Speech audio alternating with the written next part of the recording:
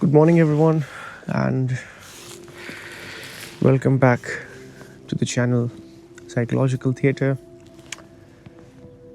I'm reporting a new episode from a very silent morning. It's quite cloudy, and it's only the sound of birds at a distance and maybe the sound of the vehicles or the cars and automobiles which are just passing by on the main road. Otherwise, there's a beautiful presence of immense silence here. So, today I would like to not go further with our usual discussion, which had been happening on language. Last time we also did this, the sound of silence.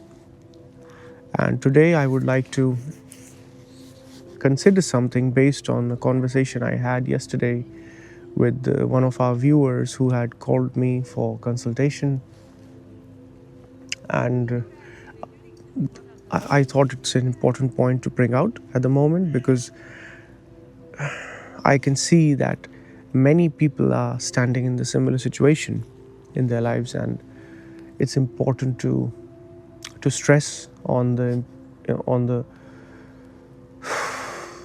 on breaking this assumption, on breaking this illusion that people have regarding where they are actually. So I would really like to open up and discuss with you today the importance of realizing where you stand at this moment. What we mean by this is to honestly understand your current situation. The reason I'm putting this statement is because I see that a lot of people are indulged in stuff which is way outside than what they can digest, than what they can understand. But at the moment, all this stuff about the self, the ego, spirituality, meditation is so popular on the internet, on YouTube. There are countless channels and everyone is suggesting something. And the biggest danger of it is that almost every YouTuber wants to discuss the most difficult books written on meditation or written on truth, reality.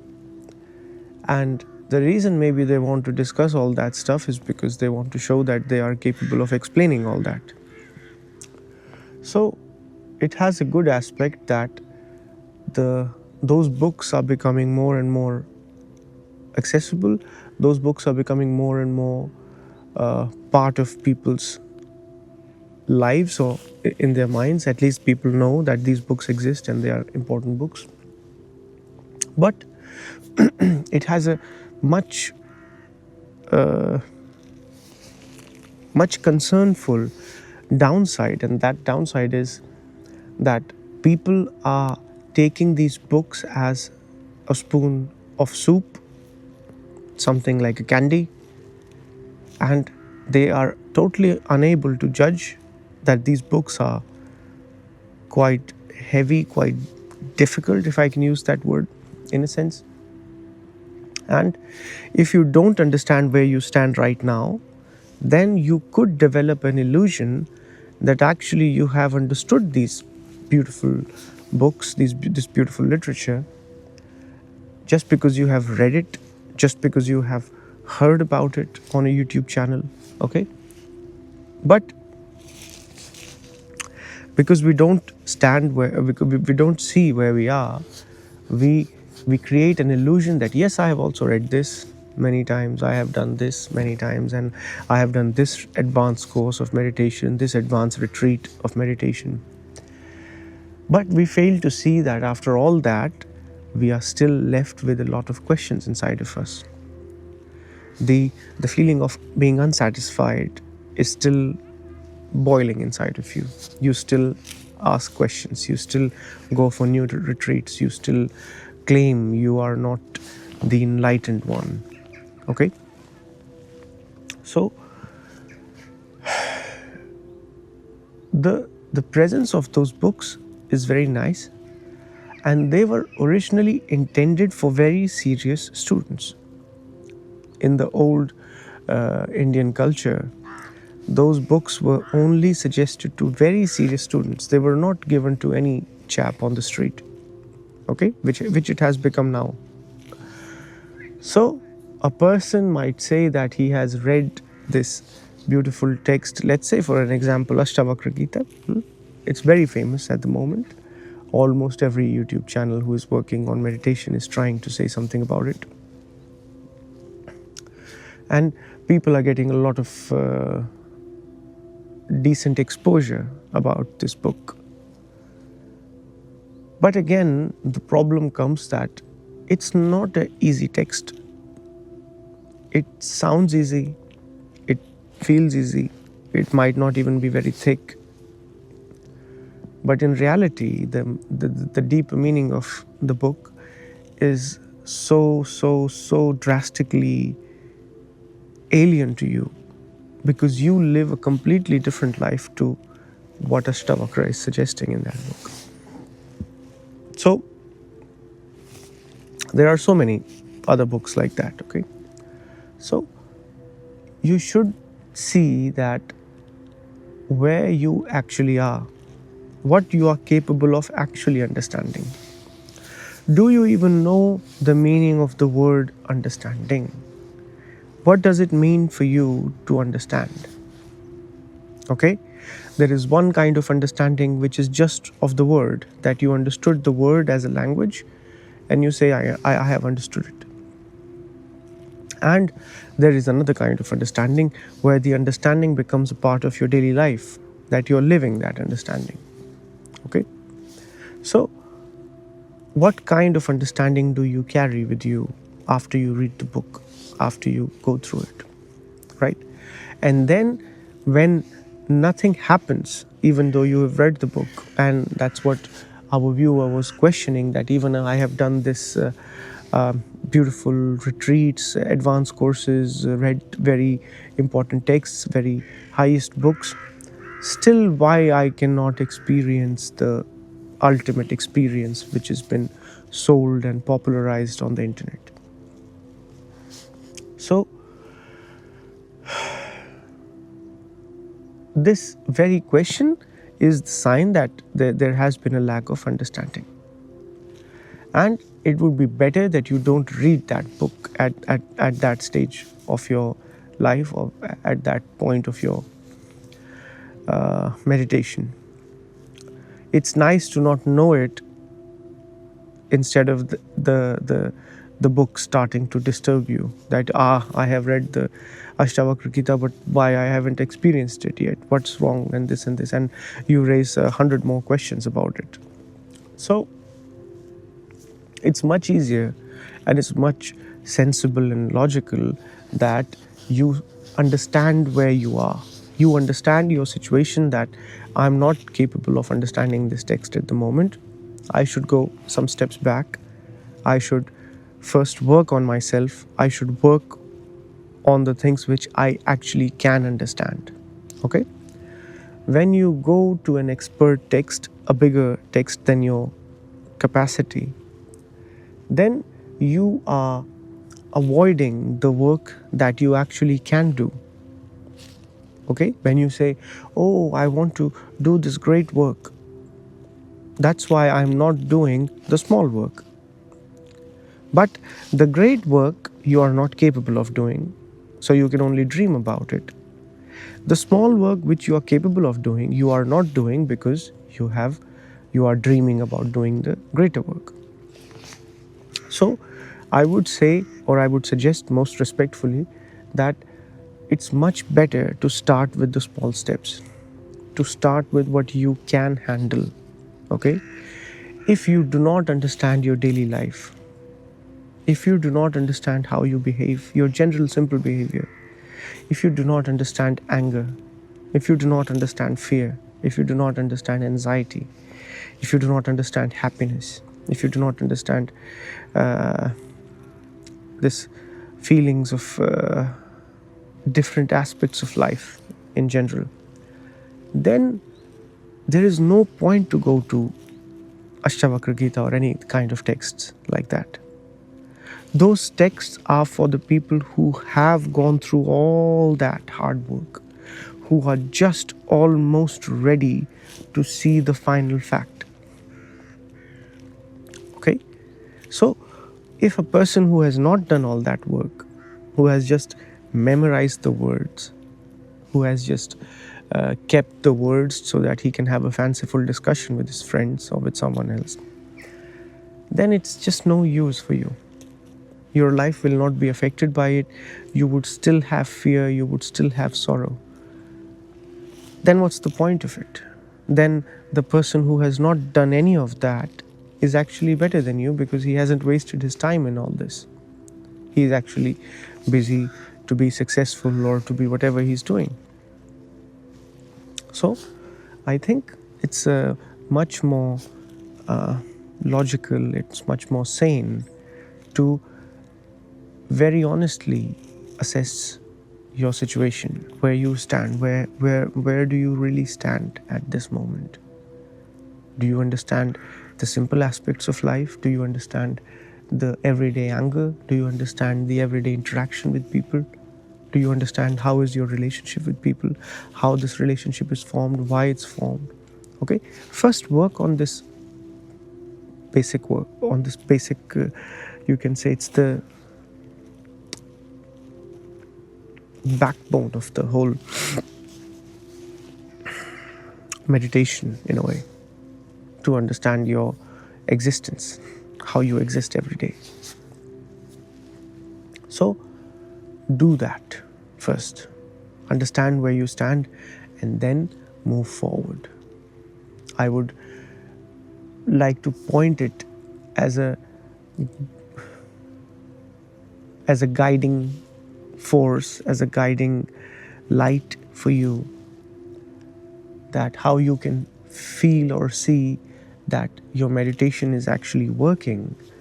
And one of a very beautiful sign that recently is the gift of Mr. Krishnamurti, who actually broke a very big assumption among the people that the image of meditative people, the image of the people who were in search of truth, was very distorted in society. People were thinking that these people are the ones who dress like this, who don't take a shower, or this and this and this, who have left everything, who are not doing any job, who are not doing anything. Okay? Now, Mr. Krishnamurti actually cleaned it so much that it's a very big contribution from him, separate from his actual work, that he added a very important aspect to be the sign of a person who has actual meditation.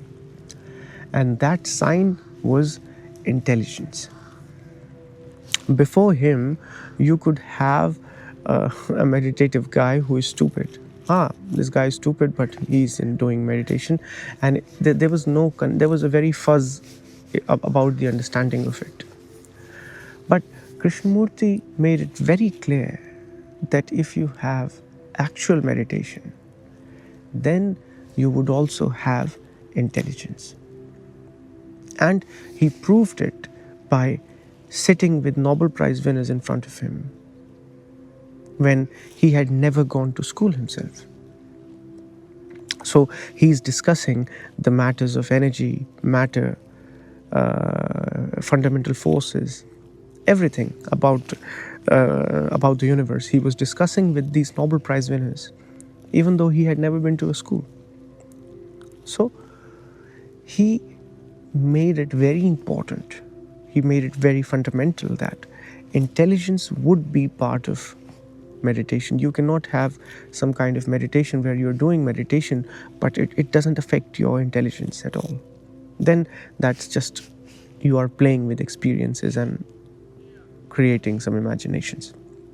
So, this could be also a guiding factor for you.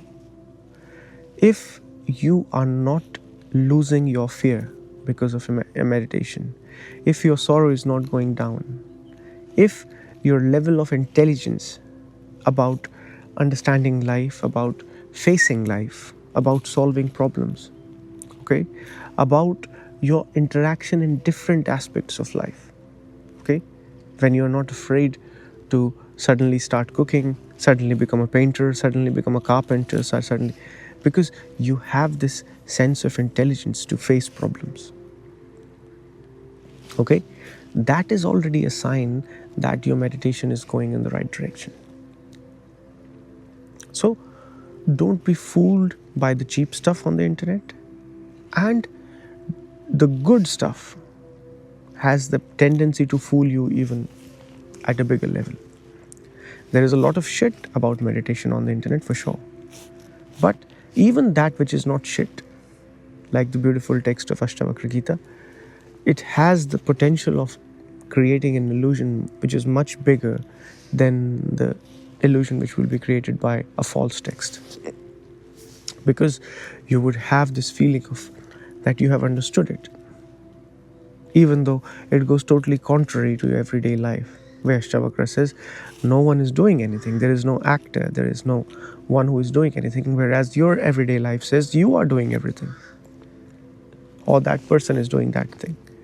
So Ashtavakra is going totally against your everyday understanding of life. And you cannot just say I understood him in one sentence just by reading him, or because it's a fake understanding for sure.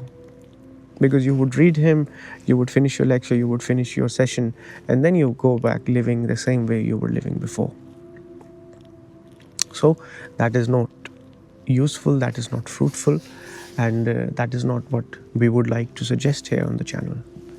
So the take-home message from today is small steps.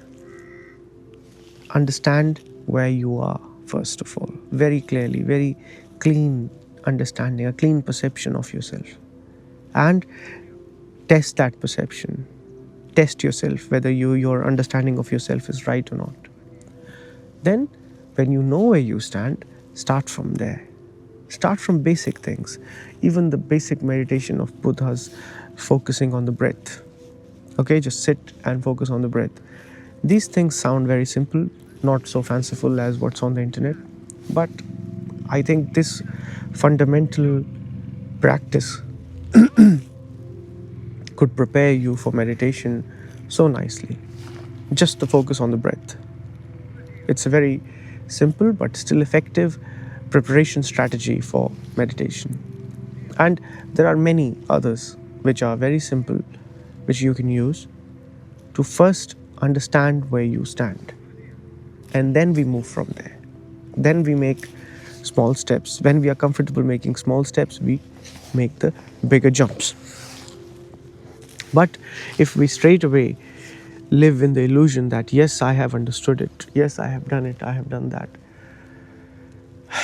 then what happens is you do all that and then you go to someone again to ask those questions. Then you again question why I haven't had this experience.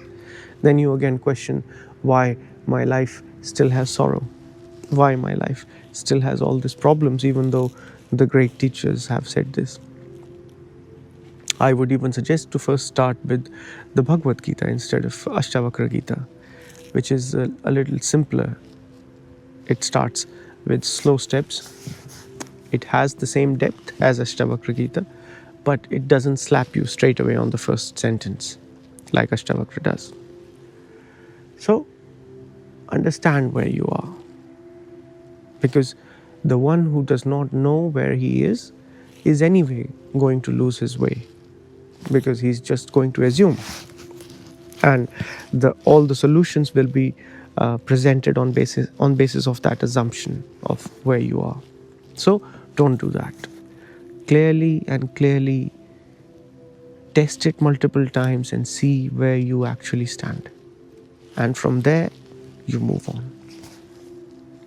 So, I hope I was able to convey something. It was, it is a very important aspect that I see today, that people are involved in all these complex texts. And in a way, it's important that people should be aware about those texts, that these are good texts, so that when the time comes, they can go to those texts and those texts can show them something beautiful. But on the other hand, if you are unprepared, if you are